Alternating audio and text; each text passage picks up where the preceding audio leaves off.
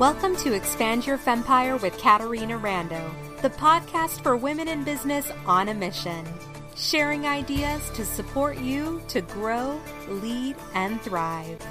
Now here's your host, Katarina Rando. Welcome back to another episode of the Expand Your Fempire podcast. I'm your host, Katarina Rando, and I am extra blissing to be with you today because I have the Blissful Millionaire, Moneeka Sawyer, as my very special guest today. Monika is a dear friend, a TEDx speaker, a real estate mogul. What I want you to know about Monika is that she embodies bliss. She lights up every room she walks in. You cannot be with her and not leave blissing. Monika, thank you for being here. Hi there, Katarina. Thank you so much for having me. You made me blush. It was so cool. How fun. Monika, we have been to Hawaii together.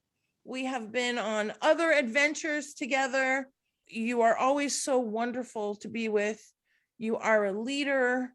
You don't just teach about bliss. You do not only live your bliss, you really bliss every room that you're in. I am so happy to have you.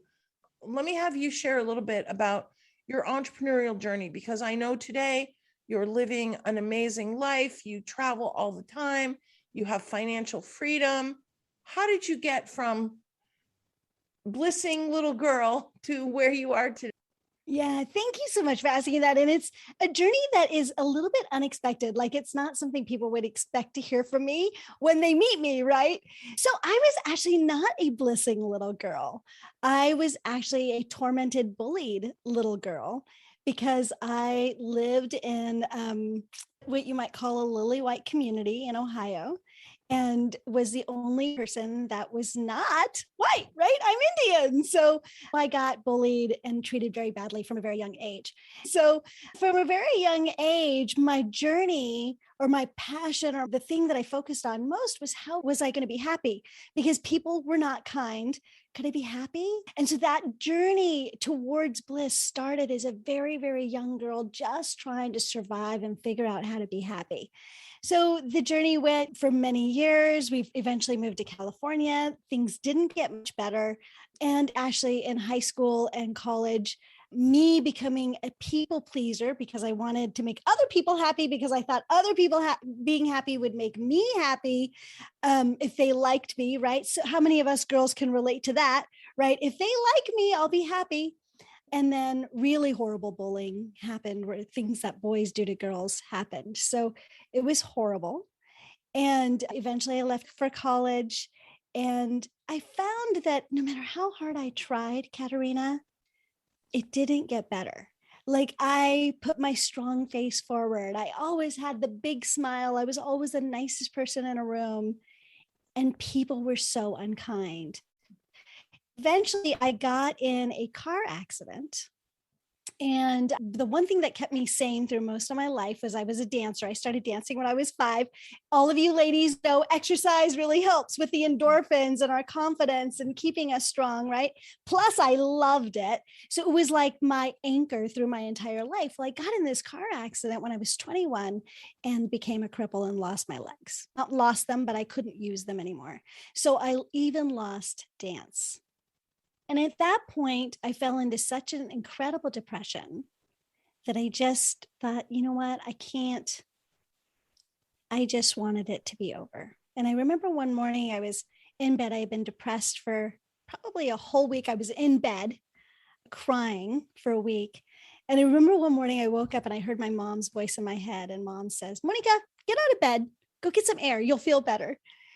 So I pushed the covers over my head, swung my legs over the side of the bed, and tried to stand up. And my legs were so weak that I fell to the ground. In that moment, I just sat there crying and I prayed. And I said, you know, God, I can't keep doing this. So either bring me home or teach me how to live. And about an hour later, a girlfriend called me who I hadn't heard about from years. I think I tell her frequently that God sent you to me in that moment. And she turned me on to a coach.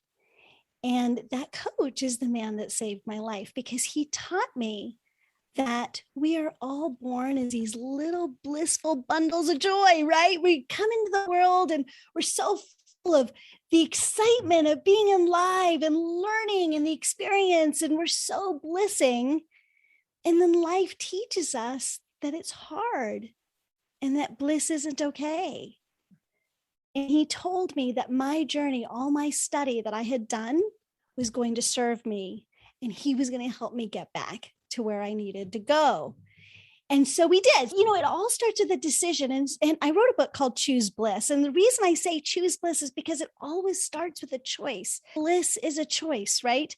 And it started with a choice. It didn't mean that the journey was easy, but it means that the journey started and that I was committed to it. And therefore, it could happen. So that's kind of how the whole bliss thing started for me. That's beautiful, Monika.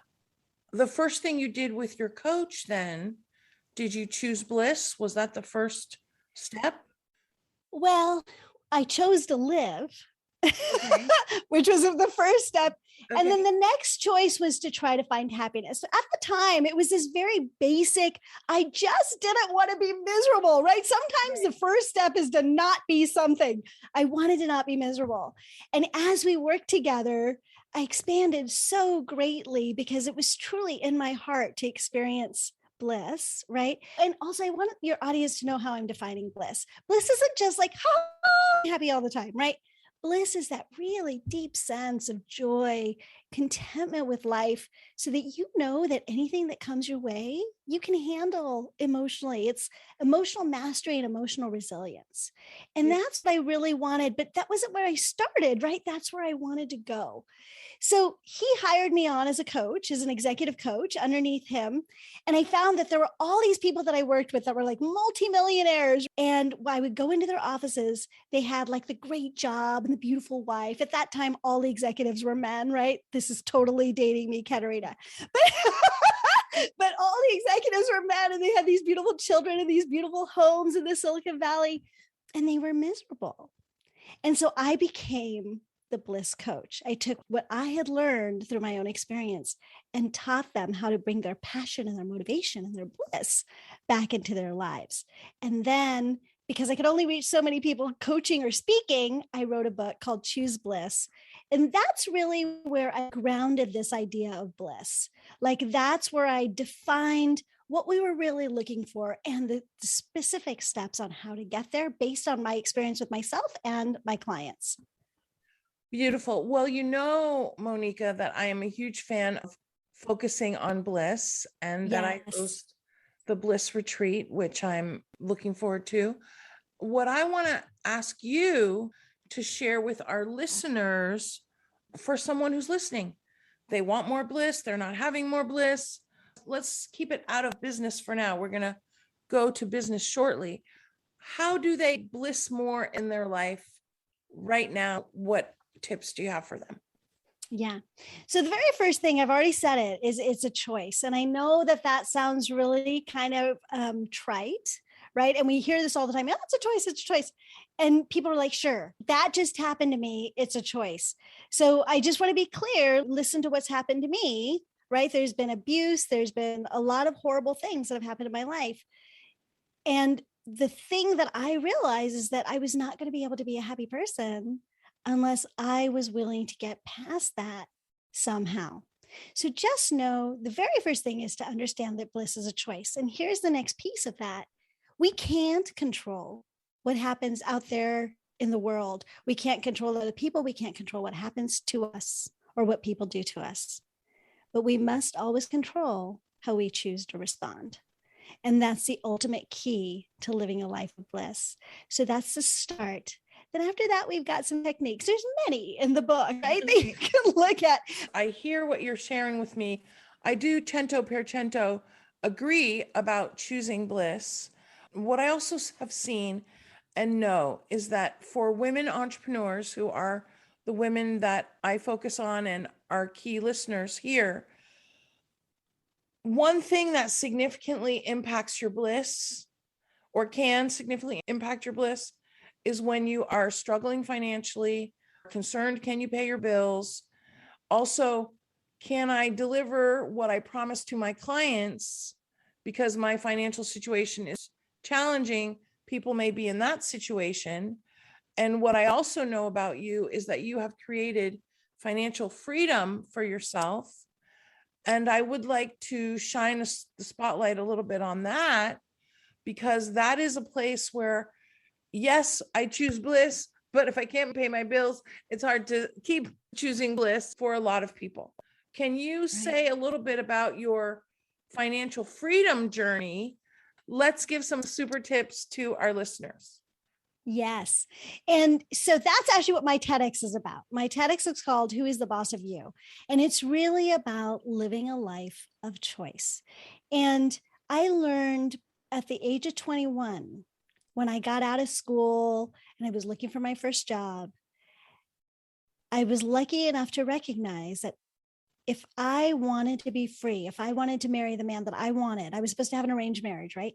So if I wanted to marry the man that I wanted, if I wanted to have the life that I wanted, if I wanted to be able to live in choice, I had to have the financial wherewithal to make that happen. So I wasn't desperate to get married or to get a job or, sort of sell myself into society, right? So for me, it became this journey very, very early on that financial freedom was the key to my freedom and my choice in life. And I think it's interesting because part of why Ted wanted me to talk about this is because it's so controversial. People do not want to recognize that money is an important piece of freedom, not necessarily happiness, right? But freedom often leads us to happiness, but money buys us freedom. Freedom buys us choices. Choices can buy us happiness, right? So for me, that's really my big focus, is empowering women so that they understand that they do need to focus on money. It's not the most important thing in the world, but it's certainly important. And a lot of women just kind of want to ignore it, turn their back on it. They feel somehow wrong if they're focusing on the money. Now, I will back up a little bit and say you don't want to be selling services to someone that they don't need, right? Money is a king, but money should be the thing that, like you say, sets your foundation so that you can be of service in the biggest, best way possible, right? For me, I found that I did that through real estate. I had my businesses, I was in corporate, my side hustle was real estate. And one thing that I knew, even in the very beginning, even when I wasn't wealthy, the one thing that I knew is I would always be okay because I had this asset. So no matter whether the bills were bothering me or what was going on, I knew that I was always be okay. And as that asset grew and I grew that side hustle that I paid very little attention to, then the freedom came. Within 10 to 15 years. I knew that I would just never have to worry about money. So whatever I did out there, whether I was coaching or speaking or whatever it was that I was doing, I didn't have to struggle to make money. I knew I was taken care of and I could do what I felt was right and give my very best. Does that make sense? Yes. I want to jump back for a second, Monika. It is important for us to shine the spotlight that women can make a living or make a business doing what they love that may or may not be their source of wealth. I also have some real estate, and I call it my my old lady money because I believe that as long as I can give a talk, I can come home with clients. But there may be a day when I can't give a talk or I don't want to come home with clients. And that's what my real estate is for. And it does provide this feeling of security and the feeling of knowing that you're going to be okay financially does give us more freedom. Real estate, of course, is not the only solution. I do emphasize with my clients the importance of creating financial surplus and looking at how to create financial surplus so that you are okay for those things that are unexpected that come up. And I do feel that a lot of women who don't value money as a high value, they have their attention, like you said, on serving, on helping, which is great. We want to be sure, though, that we're filling our own cup first, so we're not trying to give from an empty cup, and therefore we can also be enjoying our journey more. What are your thoughts? Absolutely. And I really want to highlight that. So, ladies, I just want you to hear this, like really hear it. You cannot pour a cup of tea out of a pot if the pot is empty. And your life is that cup. And what's inside you is the tea. You're the pot. If you're empty, there's nothing to give. And I know you can go out there and keep trying and keep pushing, but that's why we have sickness and disease. That's why women get very, very depressed. That's why so many women are on medications, because we're not taking care of ourselves. And so this isn't just kind of a trite talk about self-care and filling yourself up. It's real. The most courageous thing that we can do is to take care of ourselves. People think it's the opposite, that you take care of others and then that takes care of you. Yes, I think as women, we do get so much from giving to others. It does feed us. But remember that you're first, because if there's nothing left in you, there's nothing left to give. So, Katerina, I love that you said that. And it does matter financially. Part of filling yourself up is making yourself feel safe, taking care of your bills, making sure that everything is paid so that you can be solid in the world, that you're safe, because that matters. And I think women don't want to pay attention to that money somehow, it's got like a stigma, like a guy thing, but it's not, it's a girl thing too, right? Like we need the money to make our lives really work and safe and stable. And also make them richer, and also in our business, make our businesses richer. Absolutely. As you know, Monika, you have been kind enough over the years to support our charities through the community. And we have our charities that we support for women and girls. And you have your own organizations that I know you're involved with, supporting youth and education. And, you know, when we take time away from our business to do our philanthropy, we can't do that if we are struggling. We wouldn't be able to do that consistently. And one of the things that financial ease does is it gives you the choice to take some of your time and invest that time in the causes that you really care about. And that has been extremely rewarding. I remember one day I was sitting in traffic over near the Bay Bridge in the Bay Area, and I was blissing in my car. I was literally high vibration blissing in my car, even though I was in traffic, because we had just raised $10,000 for one of our charities. And that is definitely another way to bliss in your life, is when you are helping other people, and you're not able to do that consistently when you are not having financial ease. The other thing, though, is that, you know, the last year during the pandemic, haven't been able to kiss or hug all my ladies. And as a result, I've been sending them cards and note cards, and we made this Bliss roll-on aromatherapy that we gave everybody. And I've spent so much money on postage. And fortunately, everybody knows I have a crush on my mailman who gives me excellent service, Antonio. Here's the thing. You can't do all those little special things when you're stressing financially. And the other thing is, it impacts your ability to think about the future and what possibilities can you create for yourself in your life when you have no resources. And I love what you were saying, Monika, earlier about the choice. When you have financial freedom, that it gives you choice for your whole life. And that's definitely what we want for our listeners. Monika, let's talk to the listeners right now. They're listening. They're saying, okay, Monika, okay, I get it. What steps do we want them to take? Well, first, decide that this is important to you. Both of these pieces, like today, we've been talking about bliss. We've been also talking about wealth. It really does start with a choice. So choose that it's important for you. It is just a choice. And it starts as simple as that. So that's the first thing, is you're going to have a relationship with the joy in your life, and you're going to have a relationship with money that brings you joy. That's why I call myself the Blissful Millionaire, because the focus is on keeping even the conversation about money really joyful. So it supports all that bliss in my life, not just by giving me freedom, but the actual process is a blissful one. So that's what I would say. The very first step is to make the choice. The next step is to find one little step in each of those areas that you can take. Don't allow it to be overwhelming. What do they say? Like, you can eat a really big chocolate cake, but it takes one bite at a time, right? So start with one bite of chocolate cake. What is that bite going to be on the bliss side and also on the wealth side? And I would say beginning step should have something to do with your relationship with those ideas in your own life and the role that they play for you. So make a decision, find what that first step is, and then take that first action towards achieving that first step. Beautiful. Monika, you have a way of making me feel like there are so many possibilities.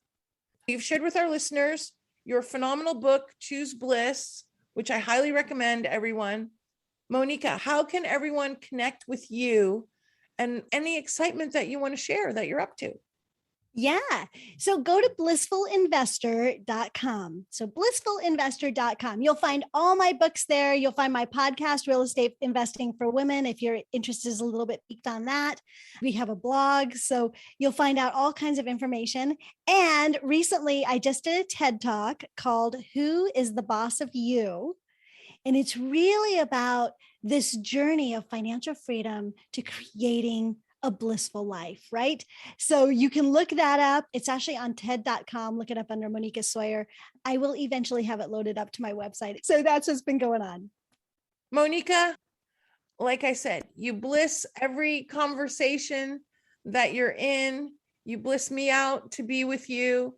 Listeners, we want you to have more bliss in your business, more bliss in your life.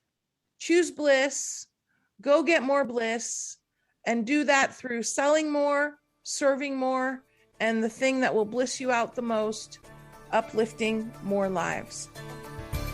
We hope you enjoyed another episode of Expand Your Fempire with Katarina Rando.